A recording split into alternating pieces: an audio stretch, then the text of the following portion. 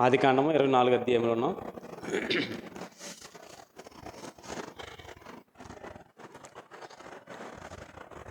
13 వచనం. ఆదికాండము 24 అధ్యాయము 13 వచనంలో, చిత్తగించము, నేను ఈ నీళ్ల ఊట యొద్ద నిలుచుచున్నాను. ఈ ఊరి వారి పిల్లలు నీళ్లు చేదుకొంటకు వచ్చుచున్నారు. కాబట్టి నేను త్రాగునట్లు నీవు దయచేసి నీ కడవను వంచుమని నేను చెప్పగా, నీవు త్రాగుము, నీ ఒంటెలకును నీళ్లు పెట్టుదునని ఏ చిన్నది చెప్పునో ఆమెయే నీ సేవకుడైన ఇస్సాకు కొరకు నీవు నియమించినదే ఉండునుగాక. అందువలన నీవు నా యజమానుని మీద అనుగ్రహము చూపితువని తెలుసుకుందున నేను. అబ్రహాం గారి సేవకుడైన ఎలియాజరు దేవునికి ప్రార్థన చేస్తున్నాడు. ఏమని ప్రార్థన చేస్తున్నాడు? దేవుడికే కండిషన్స్ పెడుతున్నాడు. ఎవరు? అబ్రహాము దాసుడైన ఎలియాజరు ఇలా జరగాలి, ఇలా జరిగితే, ఇలా ఉంటే, ఇలా జరిగితే నా యజమానుడి పట్ల నీవు అనుగ్రహం చూపితువని తెలుసుకుంటాను నేను. ఇలా జరిగితే దేవుడికి కండిషన్స్ పెట్టి దేవుడినే పరీక్ష చేస్తున్నాడు ఎలియాజరు. నిజంగా దేవుడు తన పట్ల, లేకపోతే అబ్రహాం గారి పట్ల ఎలాంటి నిర్ణయాలు, ఎలాంటి అనుగ్రహమో కనబరుస్తున్నాడో ఆ కార్యక్రమం అనేది అబ్రహాము గారు దాసుడైన ఎలియాజరు వెళ్తున్న ఈ కార్యక్రమం అనేది మానవ ప్రమేయం ఉండి దైవ అనుగ్రహం కలిగినది, దేవుని అనుగ్రహం కలిగి. ఒక మాటలో చెప్పాలంటే ఈ ప్రయాణానికి మద్దతు దేవుడిది. దేవుడితో ఇలా మాట్లాడుతున్నాడు. అయ్యా దేవా, అబ్రహాము దేవుడు అని యెహోవా అని, నా యజమానుడు అబ్రహాము దేవుడు అని యెహోవా, ఇగో నేను ఈ నీళ్ళ యొద్ద, ఎక్కడ ఒక బావి ఉంది, ఆ బావి దగ్గర, నీళ్ళ దగ్గర నేను ఉన్నాను. కాబట్టి నేను ఈ ఊరు వచ్చాను కాబట్టి ఈ ఊరిలో ఉన్న ఆడపిల్లలు నీళ్లు చేదుకోవడానికి ఈ ప్రదేశానికి ఖచ్చితంగా వస్తారు. సరే, వచ్చిన ప్రతి స్త్రీని నేను పరీక్షించాల్సిన అవసరం నాకు లేదు.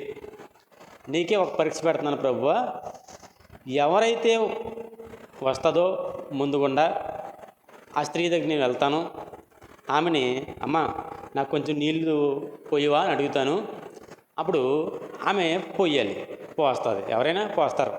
సర్వసాధారణంగా నీళ్ళు అడిగితే ఎవరెవరో మనమే ఇవ్వం. నీళ్ళు అడిగితే ఇంట్లో నీళ్ళు ఇవ్వం, పైపు కాడ కొట్టిస్తాం. పైపు కాడ కొట్టుకోండి, ఆ నీళ్ళు తాగండి అంటారు. చాలా దారుణమండి. మనం లేబర్లోనే, మనోళ్ళలోనే కనీసం మంచినీళ్ళు అడిగితే బిందులో తెచ్చిచ్చేవారు ఎంతమంది తెలుసు? తేరండి. మనం తాగే గ్లాసులతోటి, చెంబులతోటి కూడా ఎవరో నీళ్ళు ఇవ్వరండి. మీరేమైనా తెచ్చుకున్నారా? ఇంకో ఆ పైపులో పట్టుకోండి, అవి మంచియే, అయితే నువ్వు తాగొచ్చు కదా, మరి నీకు బిందులు ఎందుకు? నేను కొంతమంది చూశాను కాబట్టి ఆ మాట చెప్తున్నాను. ఇలా మాట్లాడతారు. ఎవరైనా నీళ్ళు అడిగితే ఇస్తారు. సర్వసాధారణంగా నీళ్ళు అడిగితే ఎవరైనా ఇస్తారు. కానీ ఆమె ఇంకొక మాట అనాలంట. దేవుడికి పెడతారు కండిషన్, చూడండి ఎలా ఉందో. ఆమె అంటే ఇంకొక మాట అనాలంట. ఏమనాలి? నువ్వు తాగు అని, నీ ఒంట్లో కూడా నీళ్ళు పెడతాను నేను అని అనాలంట. ఇది కండిషన్ దేవుడితో కండిషన్ పెడుతున్నాడు ఎలియాజరు. ఇదిగో దేవా, నేను అడుగుతాను నీళ్ళు ఎవరైనా పోస్తారో, కానీ నిన్ను అడగక ముందే నా ఒంటలకు కూడా నీళ్లు ఆమె పెడతాను అని అనాలి.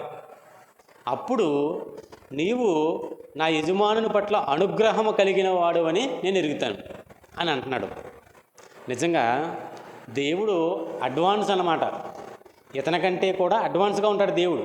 ఒక కార్యక్రమం దైవ చిత్తమైతే, అది యెహోవా వలన కలిగేదైతే అడ్వాన్సు దేవుడే దానికి ఒకటి తర్వాత ఒకటే ముందుకి తోసుకుంటూ ఆ కార్యక్రమాలని నడిపిస్తూ ఉంటాడు. ఇక్కడ మనం చూడగలుగుతుంటే ఈ విషయం అంతా మనకు అర్థమవుతుంది. అతను ఇంకా ప్రార్థన చేస్తున్నాడు అంటండి. ఆయన ఇంకా ప్రార్థన చేస్తున్నాడు, ముగించలేదు. ఇంకా ఆమె అనలేదు. ఇంకా దేవుడితో మాట్లాడుతూనే ఉన్నాడంట. ఈ లోపుగానే కడవ భుజాన్ని ఎట్టుకుని ఒక అమ్మాయి, ఒక అందమైన అమ్మాయి ఎదురుగుండా అలా వెళ్ళిపోతుంది బావిలోకి నీళ్ళు తోడుకుంటాయి. అక్కడ ఉన్న చూడండి మాట 15వ వచనంలో, అతడు మాటలాడుట చాలింపక ముందే, అతడు మాటలాడుట ఎవరితో? దేవుడితో మాటలాడుట సరిపెట్టక ముందు. ఆపేలేదండి దేవుడితో మాట్లాడడం. ఇంకా దేవునితో మాట్లాడుతూనే ఉన్నాడో. ఈ మాట అంటే అన్నాడు కానీ ఇంకా మాట్లాడలేదు, ఇంకేదో మాట్లాడాలనుకుంటున్నాడు. ఈ లోపుగానే అబ్రహాము సహోదరుడైన నాహోరు భార్యగు మిల్కా కుమారుడైన బెతూయేలుకు పుట్టిన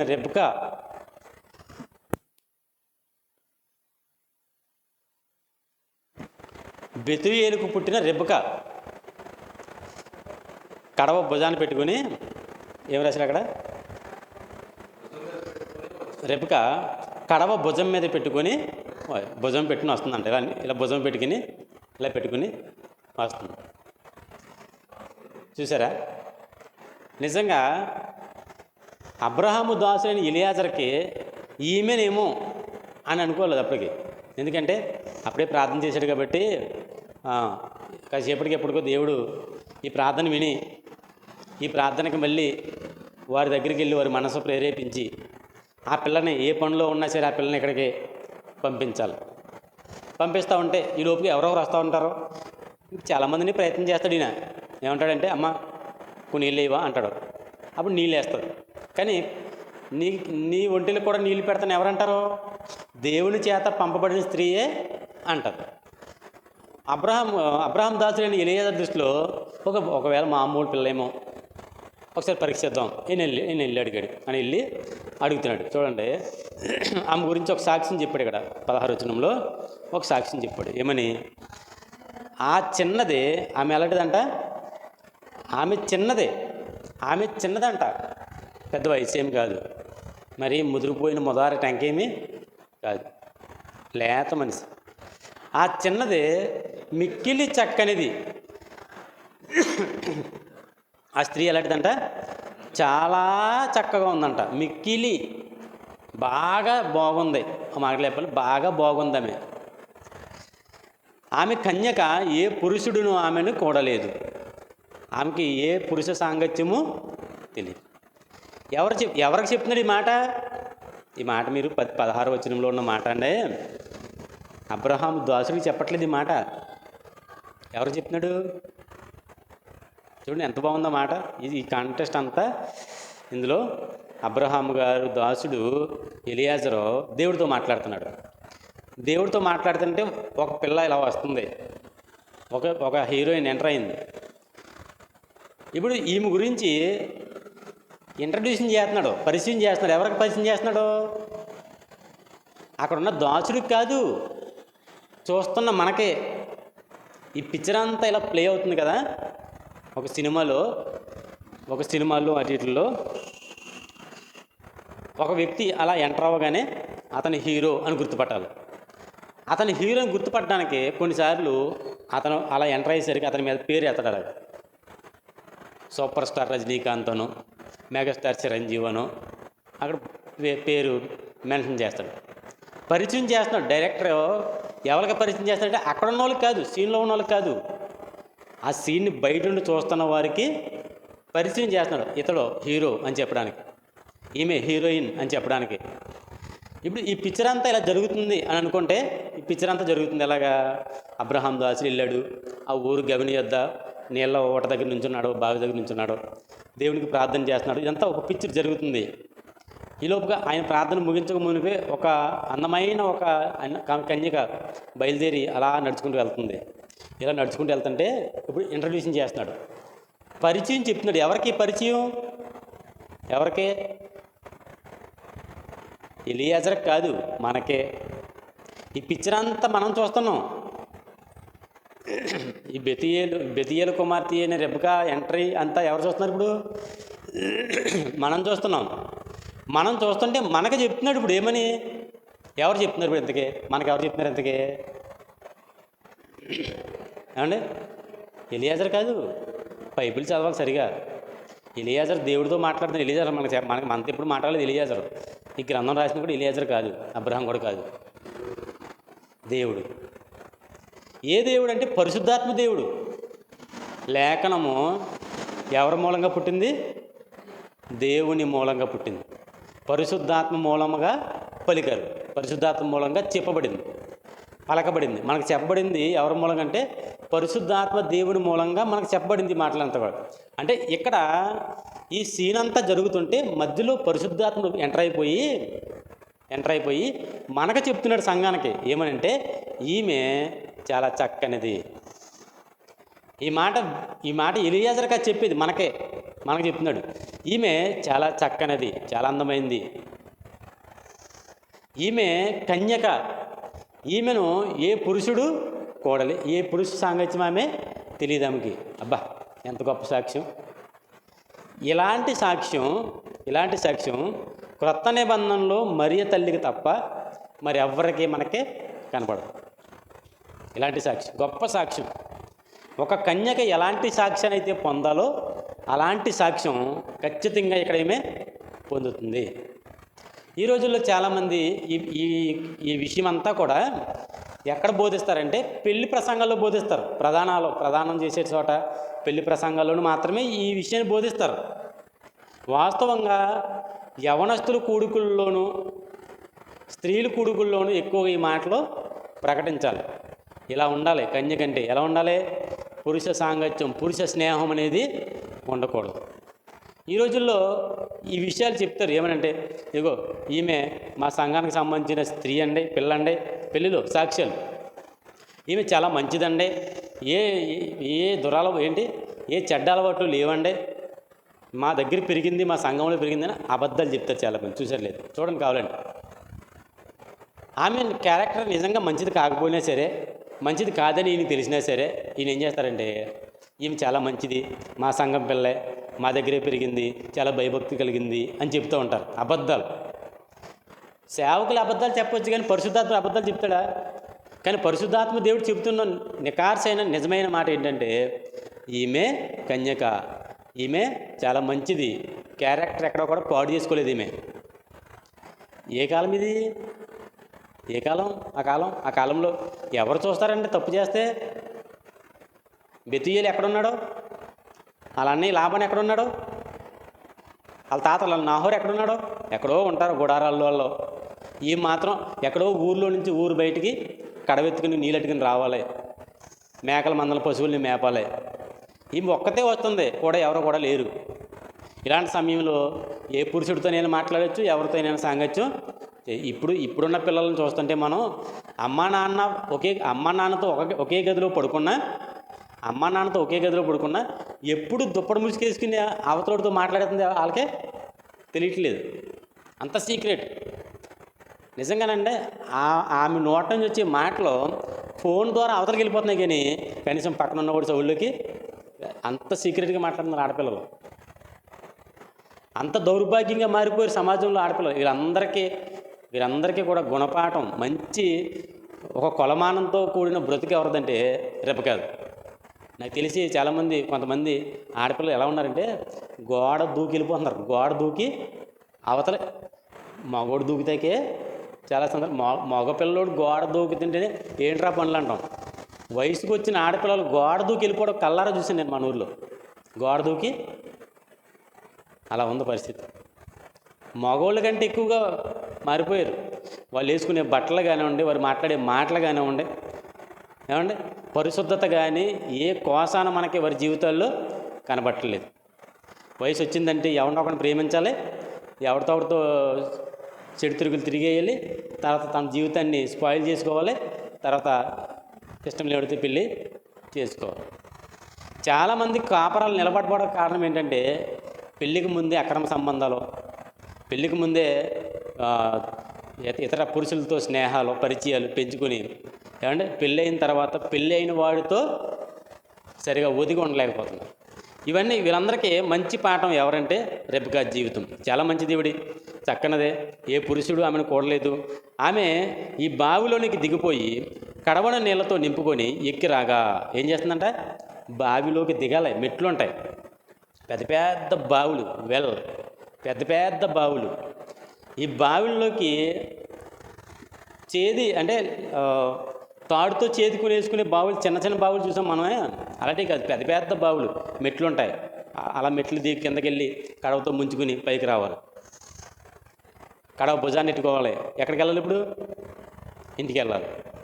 కడవ అంటే మనకు చిన్న చిన్న బిందులేంటి, పెద్ద కడవ అంటే పెద్ద పెద్ద కొండలు, ఈ మట్టి కొండలు. చూడండి, ఒక మాట ఇక్కడ ఏం చెప్పాలంటే, ఆమె భుజబలం కలిగిన స్త్రీ. మంచి, ఎంత కష్టమైనా పడుతుంది, చేయగలదు. ఎవరో? రెబెకా. మరి ఈ రోజుల్లో ఆడపిల్లలు కనీసం ఇక్కడ తీసిన కొండ, ఇక్కడ తీసిన గిన్నె తీసి అక్కడ పెట్టలేకపోతున్నారండి. పెడుతున్నారా? పెట్టలేకపోతున్నారా? నవ్వుతున్నారేంటి? ఏం జరుగుతుందా? అది అన్నమాట. అలా ఉన్నారు. అంటే తప్పు వాళ్ళది కాదు, తప్పు ఎవరిదే?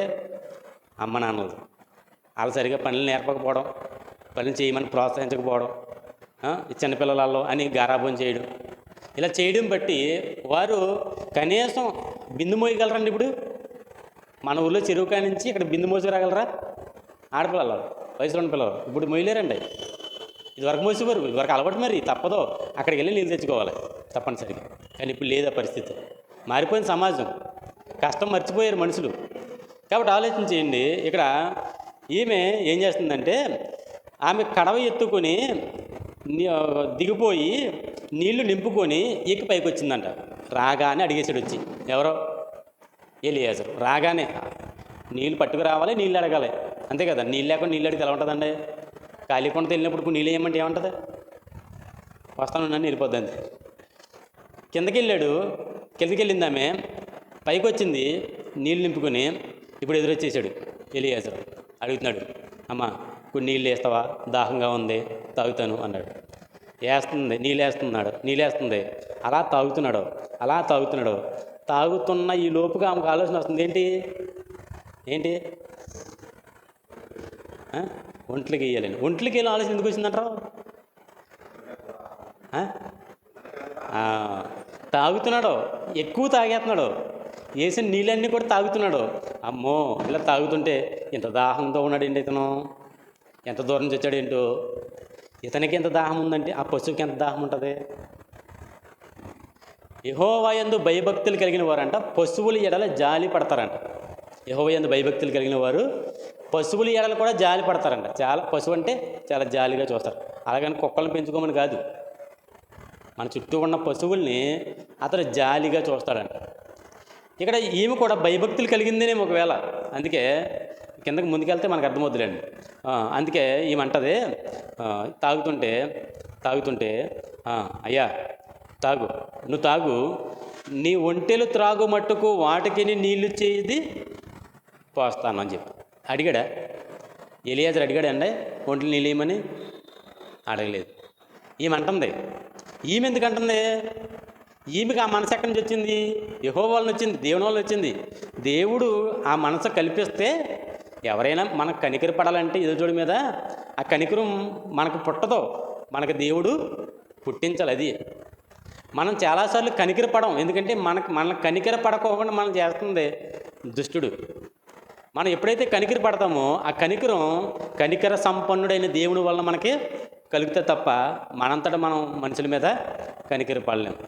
ఇక్కడ ఈమె కూడా పశువులు ఏదైనా కనికరం పడుతుందంటే ఎందుకు కనికర పడుతుంది? దేవుడే ఆ కనికరాన్ని రెబెకాలో పుట్టించాడు. ఎందుకు పుట్టించాడంటే ఈ మాట అడిగాడు అక్కడ, నాకు నీళ్ళు పోయాలి, నేను అడగకుండా నా పశువులకు కూడా నీళ్ళు ఆమె పెడతాను అనాలి అని అన్నాడు. అమ్మో, మాటలేంటి అలా జరగడం? మాటలేంటి? కానీ జరిగింది. నిజంగా ఆ మాట విన్నంటనే ఆయన చాలా సంతోషపడిపోతాడు. ఎవరో? ఎలియాజరు. ఆ మాట చదువుదాం. 19:20 వచనం. 19:20. మరియు ఆమె అతనికి దాహం ఇచ్చిన తరువాత, నీ ఒంటెలు త్రాగుబట్టుకు వాటికి నీ నీళ్లు చేతి పోయిందని చెప్పి త్వరగా గాడిలో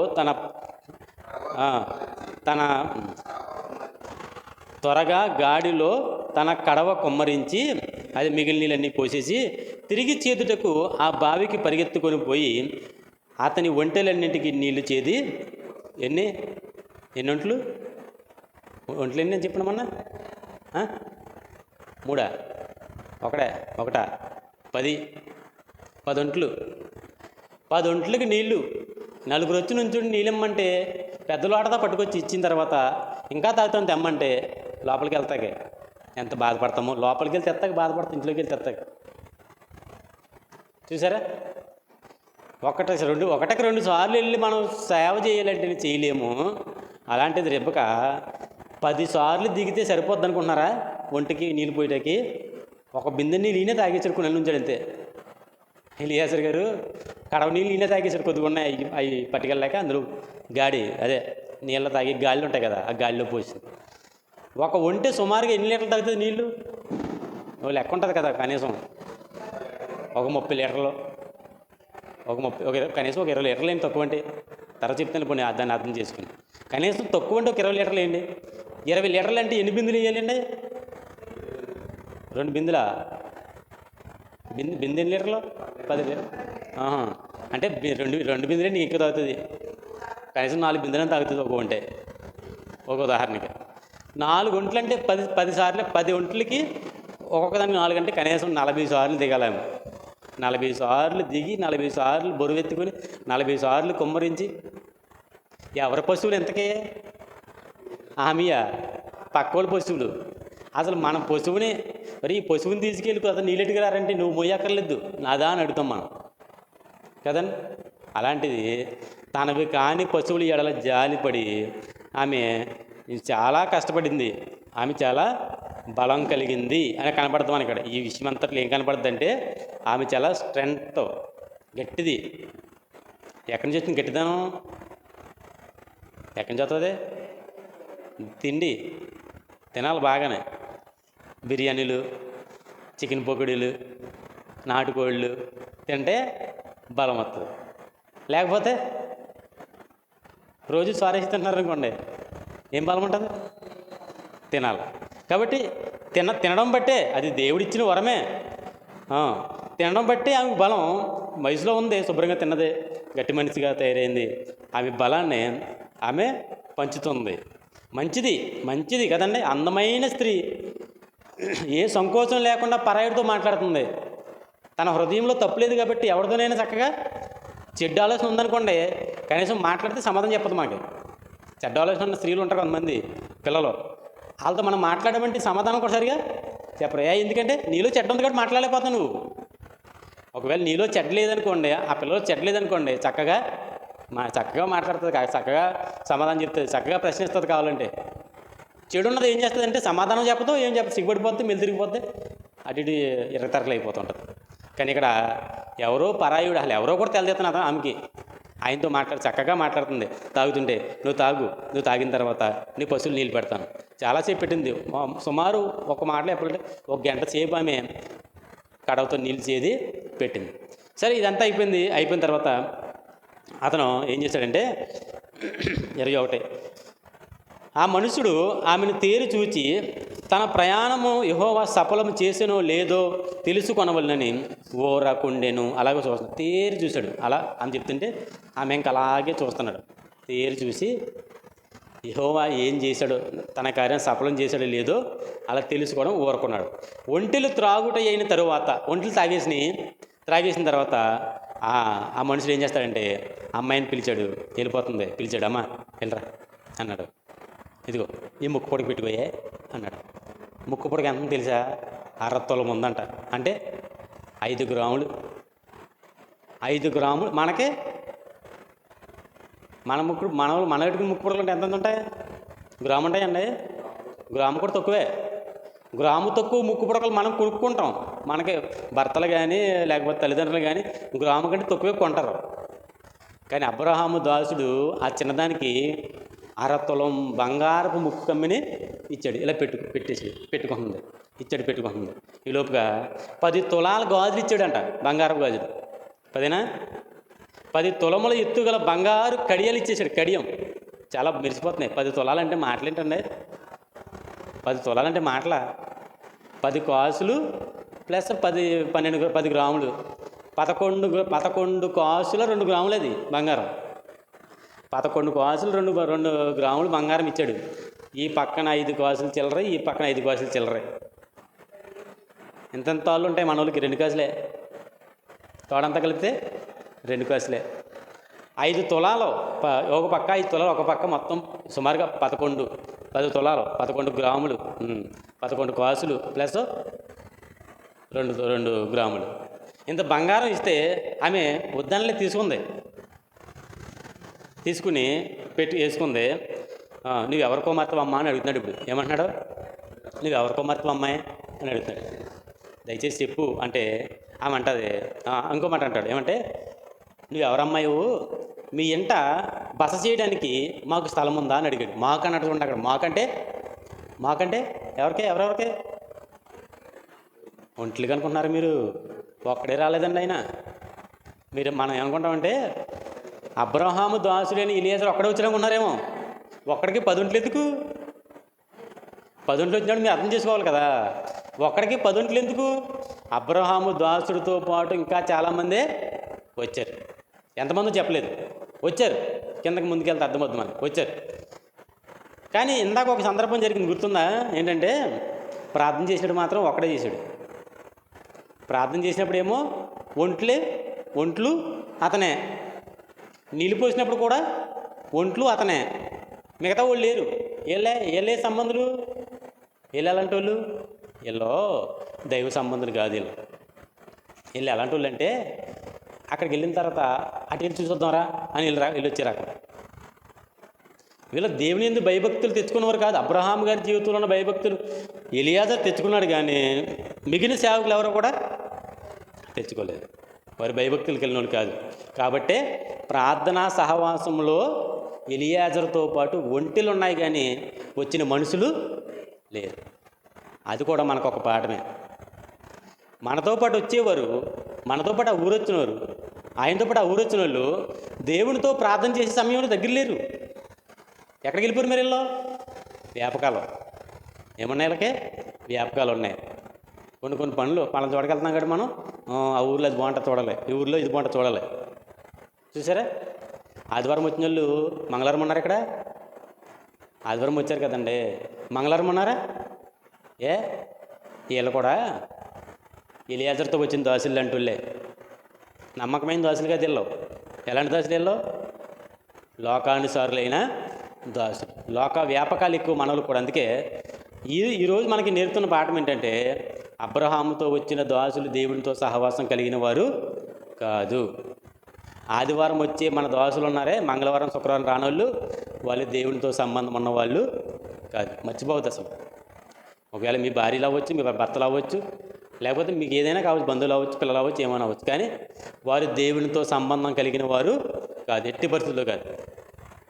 సరే, వాళ్ళ గురించి పక్కన పెడితే కిందకి వెళ్దాం. ఆ రాత్రి బస చేయటకు స్థలం ఉన్నదా అని అడిగారు. ఈ రాత్రి మా బస చేయడానికి స్థలం ఉందంటే ఏం చెప్పాలి? ఎంత కుళ్ళోళ్ళు తెలుసండి మన వాళ్ళు అడిగితే ఏం చెప్తారు తెలుసా? ఏమీ లేదు, మా ఇంట్లో ఏమీ లేదండి. అన్నీ ఉండి కూడా, సకల సౌకర్యాలు ఉండి కూడా ఏమి, మీ ఇంటికి వస్తున్నాం ఇవాళ, మీ ఇంటికి వస్తున్నామా అని చెప్పారంట. ఒకలో మీ ఇంటికి వస్తున్నామని చెప్పారంట. మీ ఇంటికి వస్తున్నామని చెప్పినప్పుడు ఏం చేయాలి? వాళ్ళ కోసం వచ్చేసరికి ఏం వద్దు, ఆకలితో వస్తారో ఒక ముద్ద భోజనం పెట్ట, అన్నబెట్టుకు తింటున్నారంట. వచ్చేసరికి ఎవరో ఏ ఇంటికైతే వచ్చారో ఆ ఇంటి వాళ్ళు,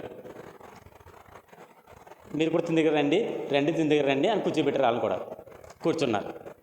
కూర్చున్న తర్వాత కోడిగుడ్లు మాత్రం 4 ఉన్నాయంట. వీళ్ళేమో 4, వచ్చిన వాళ్ళు 3, మొత్తం 7 ఉండాలి కదా, 4 ఉన్నాయంట. అంటే అర్థం ఏంటి?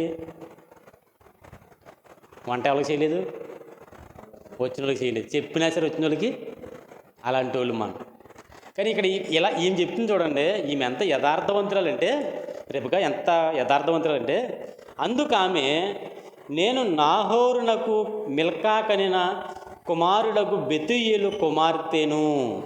అడ్రస్ కరెక్ట్గా చెప్తుంది. అడ్రస్ నేను ఎవరినంటే నేను పలానా మా తాతయ్య గారు, మా అమ్మ, మా నాయనమ్మ, ఆమె మా నాన్నగారు బెతూయేలు, ఆ బెతూయేలు కుమార్తెను నేను అని అన్నది. మరియు 2 ప్రశ్నలు అడిగాడు. ఎలియాజరు 2 ప్రశ్నలు అడిగాడు. ఏమని? ఒకటే, నువ్వెవరి కుమార్తెవు అని అడిగాడు. 2, మీ ఇంట్లో స్థలం ఉందా, మేము ఉంటాం ఈ రాత్రి అని అడిగాడు. మొదటిదానికి సమాధానం చెప్పింది. క్రమంగా రెండోదానికి సమాధానం చెప్తుంది. ఏమనంటే, మా యొద్ద చాలా గడ్డియు మేతయు రాత్రి బస చేయుటకు స్థలమును ఉన్నదే. యథార్థవంతులే కాదా? యథార్థవంతులే కాదా? కొంతమంది పిల్లల్ని మీకు ఏంట్రా అని అంటే, మాకు బోల్డ్ అప్పులో నీకేం తెలుసు అంటారు. ఉదాహరణ చెప్తున్నా. అంటే ఉన్నా లేకపోయినా సమర్థించుకోవడానికి ఏదో ఒక మాట చెప్పుకుంటున్నాం. కానీ ఇక్కడ ఈమె యథార్థంగా ఉన్నట్టుగా, ఏమమ్మా ఇలా చెప్తే మా నాన్న ఏమంటాడు, ఎందుకు చెప్పావమ్మా, ఎందుకు చెప్పావు అని అంటాడేమో ఒకవేళ అని ఏమాత్రం సంకోచం లేకుండా, ఇదిగో నేను పలానా అమ్మాయి పలానా బెతియేలు గారి కుమార్తెనండి, మా ఇంట్లో చాలా మేతయు చాలా గడ్డియు ఉంది, రాత్రి బస చేయడానికి స్థలం కూడా ఉంది అని చెప్పింది. చూడండి ఎంత యథార్థవంతురాలు. 26, ఆ మనుషుడు తన తల వంచి యెహోవాకు మ్రొక్కి, అబ్రహామును నా యజమానుని దేవుడైన యెహోవా స్తుతింపబడిన గాక, అబ్రహామును నా యజమానుని దేవుడైన యెహోవా స్తుతింపబడిన గాక, ఆయన నా యజమానునికి తన కృప తన సత్యమును చూపుట మానలేదు, నేను త్రావులో ఉండవగానే యెహోవా నా యజమానుని బంధువుల ఇంటికి నన్ను నడిపించాడు. ఆయనే తీసుకొచ్చేసాడు. అన్నీ జరిగిపోతున్నవన్నీ అర్థం చేసుకున్నాడు. ఖచ్చితంగా నా యజమానునికి నా దేవుడైన యెహోవా, అతని దేవుడైన యెహోవా సహాయం చేస్తున్నాడు. తన కృపను ఆయన పట్ల చూపిస్తున్నాడు. నేను త్రావులో ఉండగానే నన్ను ఎక్కడికి నడిపించాలి అక్కడికి ఆయనే నడిపించేశాడు అనేసి. చూడండి 28, అంతటా ఆ చిన్నదే పరిగెత్తుకొని పోయి ఈ మాటలు తన తల్లికి ఇంటి వారికి తెలియజేసి. దాచుకోవట్లేదు. మళ్ళీ యథార్థవంతులు కదండి, దాచుకోదు ఏది.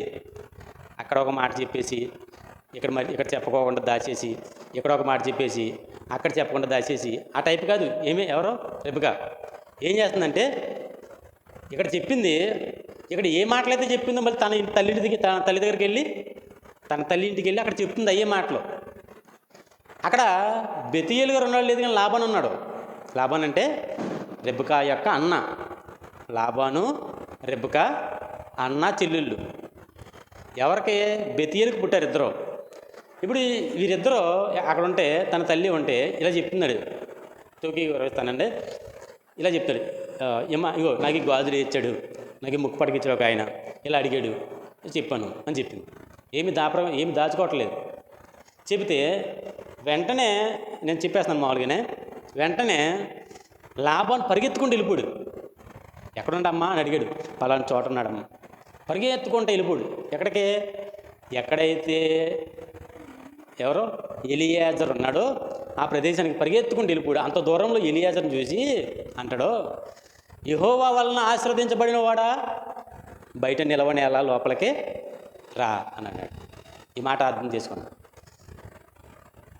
ఈయనేమన్నాడు? లాబాను ఏమన్నాడు?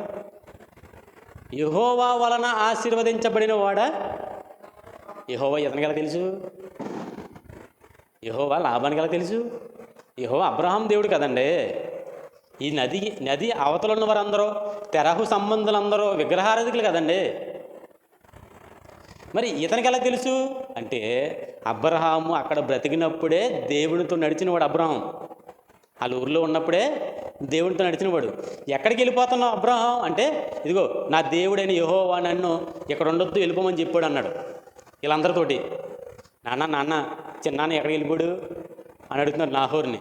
ఎవరో బెతియేలు అడుగుతుంటే, బెతియేలు చెప్తాడు, యెహోవా అనే ఒక దేవుడు ఉన్నాడంట, ఆయన ప్రత్యక్షమయ్యాడంట, ఆయన వచ్చేయమన్నాడంట, వెళ్ళిపోయాడు రా చిన్నాన్న. అందరిని వెళ్ళిపోయినానా? అందరిని తీసుకెళ్ళిపోయాడు రా. మరి ఆయన ఇల్లు అన్నీ అమ్మేసుకున్నాడు, మొత్తం అంతా పట్టుకుపోయాడు రా. వాళ్ళ పిల్లడు పుట్టాడు, లాబాను పుట్టాడు. లాబాను చెప్తాడు బెతియేలు, అరే ఓ తాత ఉండేవాడు రా, తాతలు వాళ్ళ అన్నయ్య తమ్ముడు ఉండేవాడు అబ్రహాము, ఆయన పేరు అబ్రహాము, కానీ ఆయన ఇక్కడ ఉండలేదు. ఇప్పుడు వాళ్ళు ఎక్కడో ఉంటున్నారో. ఏనా ఎందుకు వెళ్ళిపోయినా?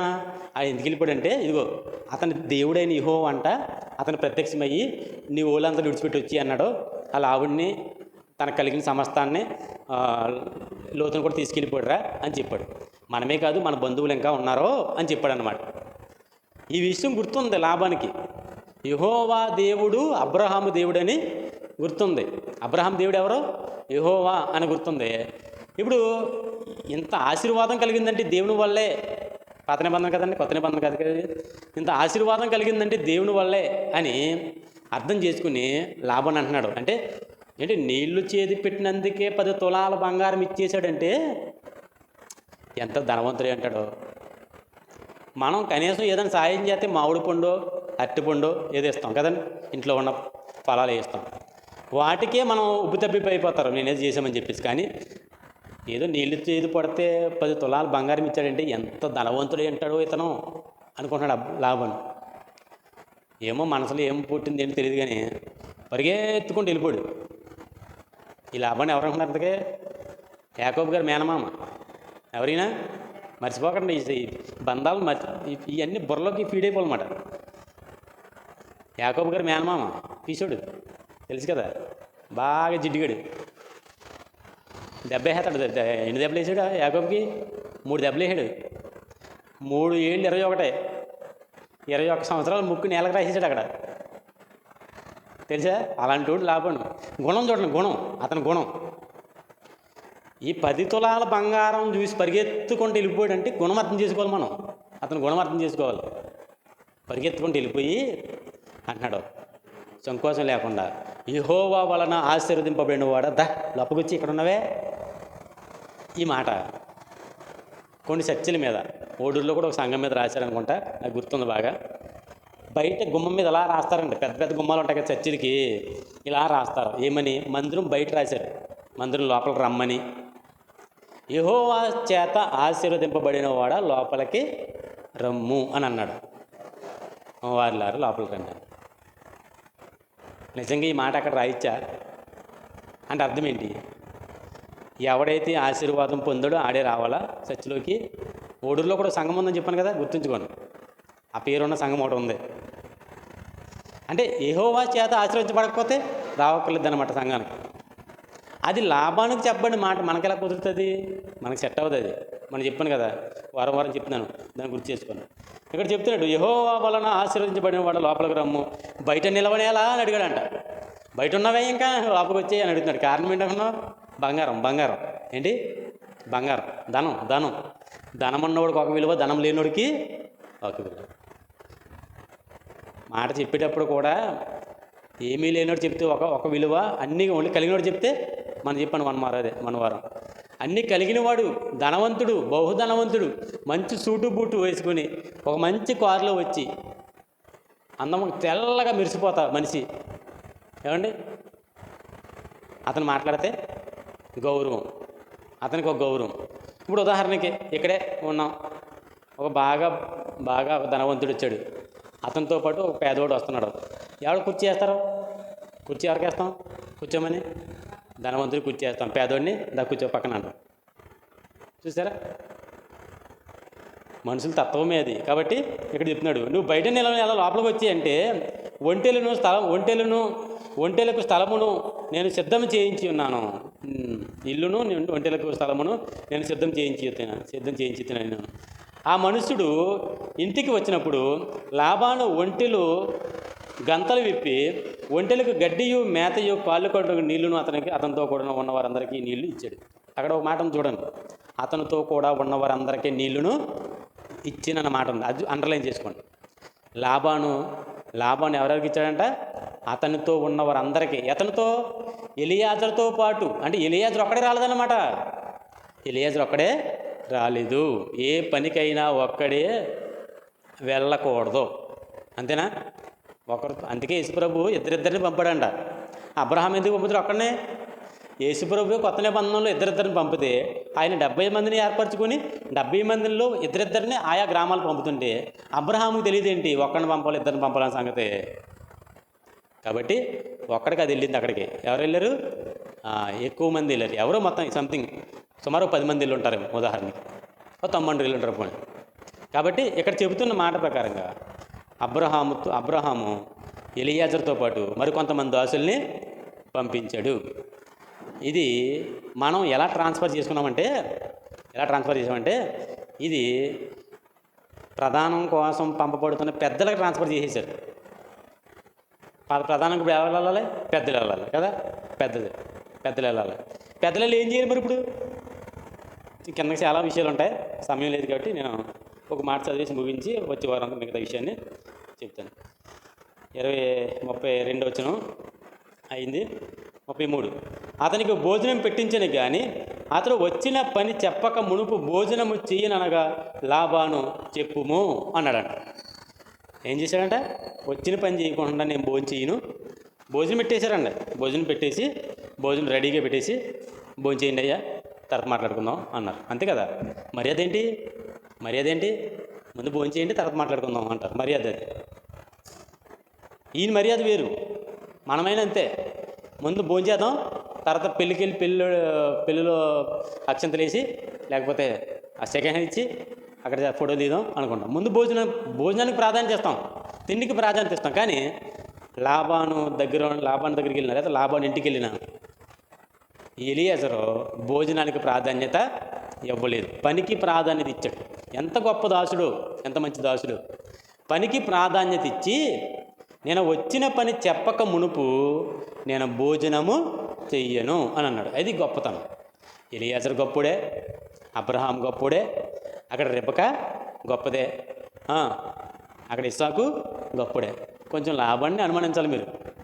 ఎవరినే కొంచెం లాభాన్ని అనుమానించాలి తర్వాత, ఎందుకంటే క్యారెక్టర్ బట్టి. కాబట్టి మిగిలిన మాటలు ప్రభు చిత్తం అయితే వచ్చేవారు మాట్లాడుతాం.